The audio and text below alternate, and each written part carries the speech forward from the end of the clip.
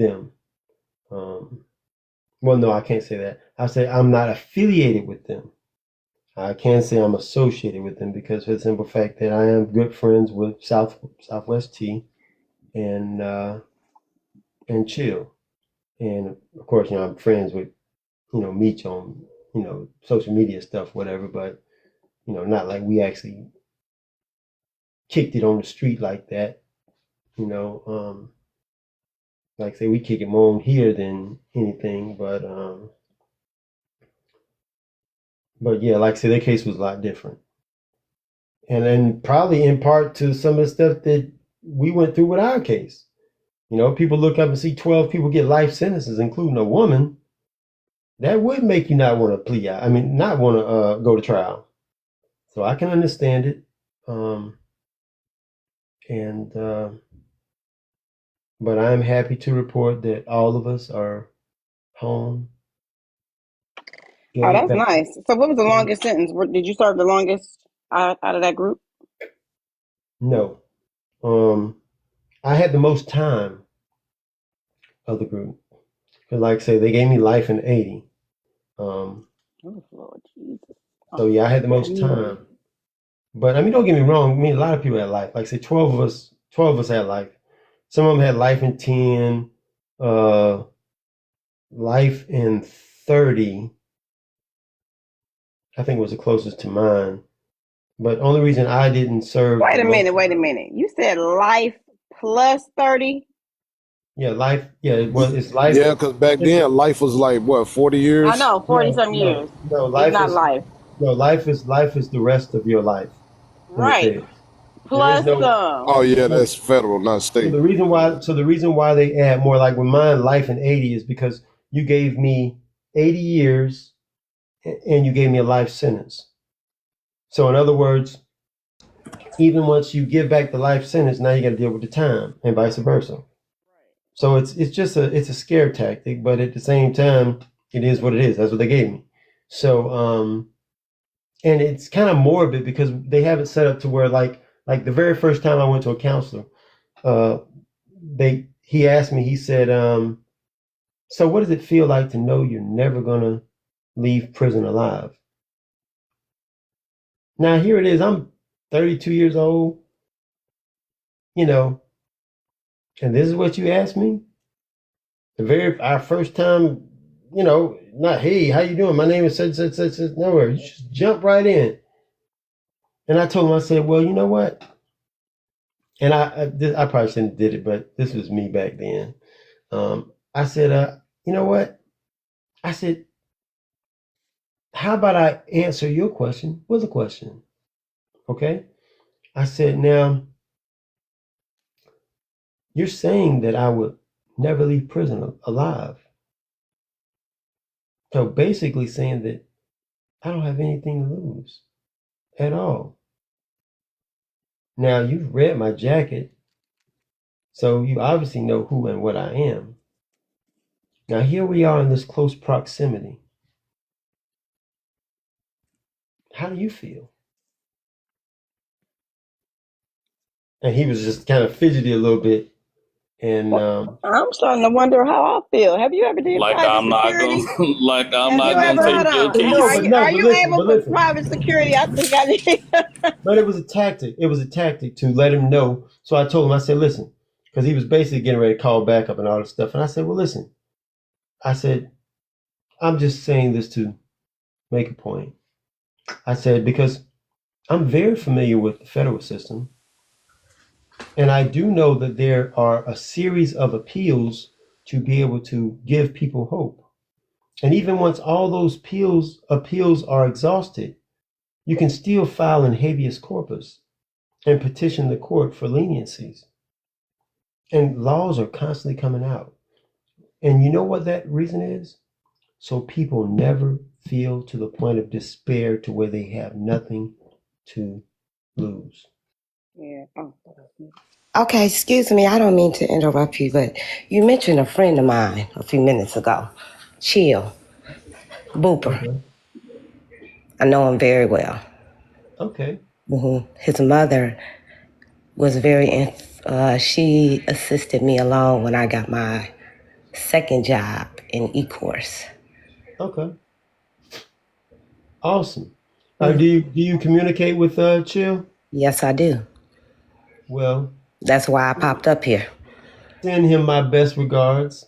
I actually was speaking to someone today that's going to see his pops, and I was telling him when he hooks up with him, hit me up, and we'll directly talk, whatever. And I have someone else supposed to be sending Chill my number, because of course Chill is dear to me as well. Mm-hmm. We're actually roommates. That's the crazy thing about it. So, but I haven't reached out to a lot of people because I was waiting for this to end, because of course if you publicly interact with convicted felons, they can basically violate you for it. Yeah, I know how it goes. I was just shocked that you, because many people don't know much of him per se. Now they know Southwest T, of course. We all come, and we know how. And if you know Chill, then you know how Southwest T and Chill are associated. Very much so. Right. That's why I said I'm not going to share that on here with these people because yeah. So it was just interesting that you said that because I know them all very well. Yeah, tell Chill to get at me, or you inbox me, and I don't know if I'm gonna do all that, but I'll tell Chill I see you on here. I got you. Well, Okay. it's an open invitation. Okay.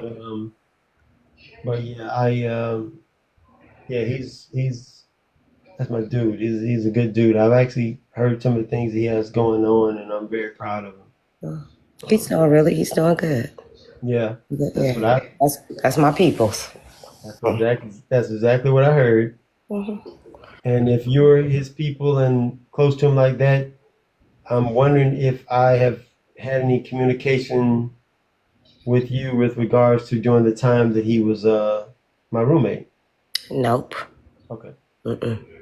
How I met him, I've told people how I met them before on here. A lot of people don't listen, but I will never tell them again. But it's how I met him, and then how we just became friends, and just from there, and actually he's friends with myself and my brothers. Let me say it like that. Okay.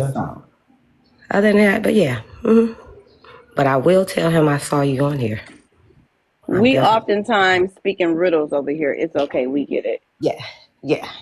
Okay. Yeah, let me be quiet because I've said enough. Pimpless is a real G. Yeah, I've said enough, so let me be quiet. Okay. But yeah, what were you saying? Somebody was getting ready to say something? You can go ahead. I was about to be nosy again. Be nosy. Oh, okay. This is the message of TikTok. Yeah, the government does not extradite someone if they're not worth at least about 6 or 7 zeros. Okay, they're not gonna waste their funds going to another country to get you. So again, can we get a tour of that house? They're not gonna just waste money on a nobody. They're not gonna waste money on a nobody. They're just not gonna do it. It depends on how bad they want that nobody. Do you have 27 garages? So what? Somebody said, Do you have 27 garages? 27 garages. Good gracious! Wow. See, it sounds like crazy, huh? 27 garages. Now I'm not gonna lie, man. The house that I was in when they got me, I didn't have 27, but I could have easily parked some cars in it. We'll say that. You had a Jay Leno garage. Jay Leno got a garage like that. So I had the square footage on your current house that you're in a little incorrect. So that house is more like 10,000 square feet, huh? I'm not familiar with the. That's a rich person's answer. Please. Good morning. How you doing? Good morning, $2. Good morning, everybody. Pound guess. Good morning. So earlier you were stating, I know you talked about how close you and Left Eye were, and then you spoke to the fact about, when you hear like Left Eye and Aaliyah in this, they're almost the same or whatever. But Yes. okay, so how do you feel about, because I know, there's always been like some conspiracy theories about how they left, Do you believe any of and then like even other up and coming or other, celebrities that's, been in the industry? Do you believe in any of those conspiracy theories? Well, because of course I know exactly what took place, and um, I would say this much. Uh, One of the reasons why I was not in the vehicle with her when she had the accident was after going to Honduras and partaking in the herbs and everything else that basically cleanses your body of all its toxins and puts you in a natural state. I was able to hone in on some amazing gifts. Mm.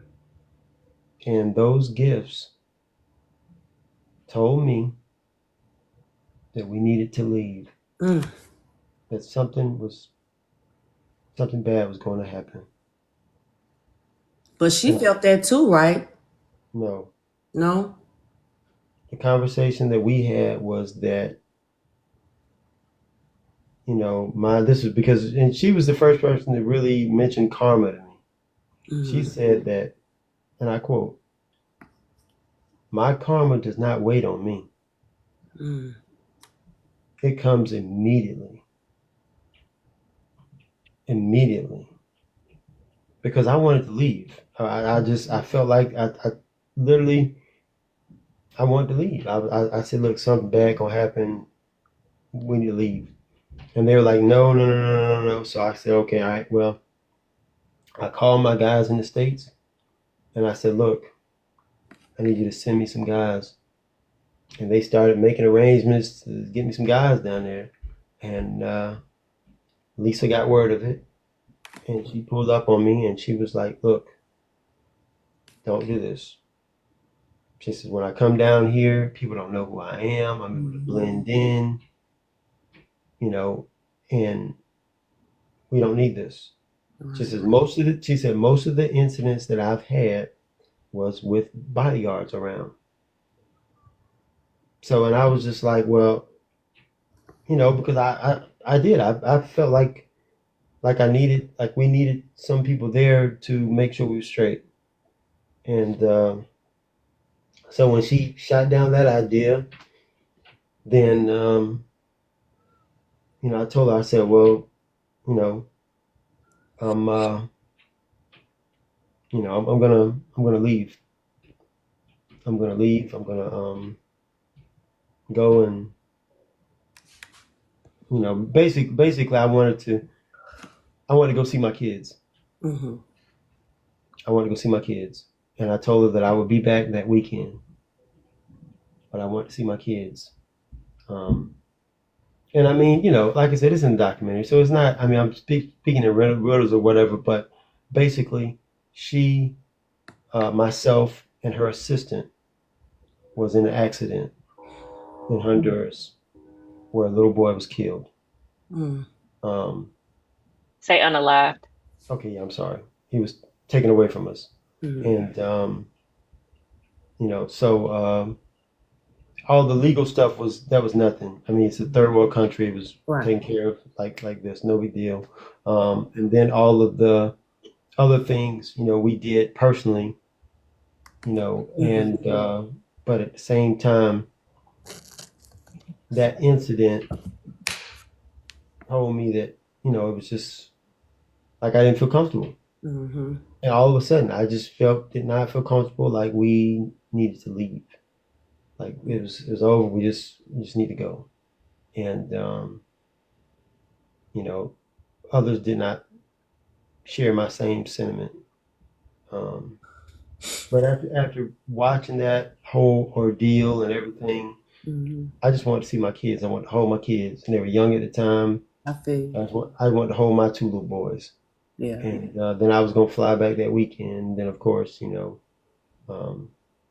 she actually got into the accident, and I got the phone call that she was taken away from us. Wow.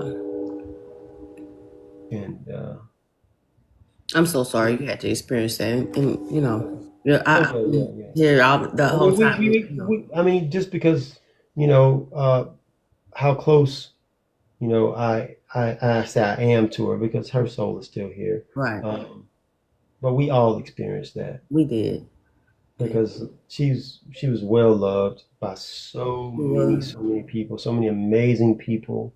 I guess the hardest part for me, literally, was facing her mom. That was the hardest part, and just the devastation of it all, and just dealing with that whole situation. That was just because when I got back to town, I had to tell her mom what happened. Yeah. And she was just so taken back and just so mournful for that little boy. And one of the things she said was, I don't know what would happen if I don't know what I would do if something happened to one of my kids. And it was literally less than 2 weeks later, we was dealing with it. So it was horrible, absolutely horrible, absolutely horrible. But I mean, like I said, to know her, you'd have to know her now. In hindsight, like she uses the moniker supernova. And that's exactly what she was. She was. She was a bright, bright star, but she shines so brightly. It's no way that she could shine forever in that same capacity. She'll always shine. Yeah. But that's what a supernova is. It has a short lifespan. Yeah. And but like I said, that the new documentary, it's amazing. It really I can't wait to hear it or see it. I'm not sure where because I'm not a part of it. Once I had the pleasure of seeing it, and, I try to stay out of all that business stuff and everything else going on. Because I had one more question. I'm sorry, y'all, if the mood kind of like was brought down. But so did you have any affiliation, or did you ever meet any of the Lost Boys? The Lost Boys. I'm not familiar with. I'm not. I'm of course I'm familiar with the group. But as far as individuals that I might have some affiliation with, there again, I would have to ask one of my close associates. But yeah, that's such and such. Because my memory is not the best. And sometimes people have to remind me, like, that's such and such, and I'm like, oh yeah, So, but to my knowledge, no. Okay. Yeah, because I'm actually friends with one of the. And it was somebody else, before whatever, I don't know, but no, not. I'm not. Okay. No.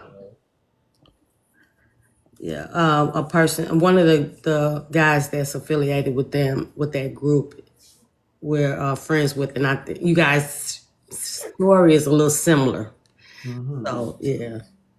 Well, back in the days, that's what a lot of people don't realize. A lot of the guys that was in the music industry, I mean, they was hustlers. Yeah, definitely. Like they were really, a lot of people was talking about how whatever, but they was really living it, whatever, and people had different ties and so on and so forth. One of the reasons why I never stayed close contact with Jay was because once I realized everything he had going on, I was just like, I don't want his heat, and I don't want to bring him none. So because I'm in the music industry, try to get away from people like that or whatever. And but of course, still, no slight against him, but a lot of us back in the days, that's what dudes did. They was, it was so prevalent back then. It didn't seem like that much of a big deal. Everybody had a little hustle, whatever. And, the street situation, it just became so accessible to everyone. And, that was by design. They knew what they were doing. Right. Taking us off the street during our childbearing ages, and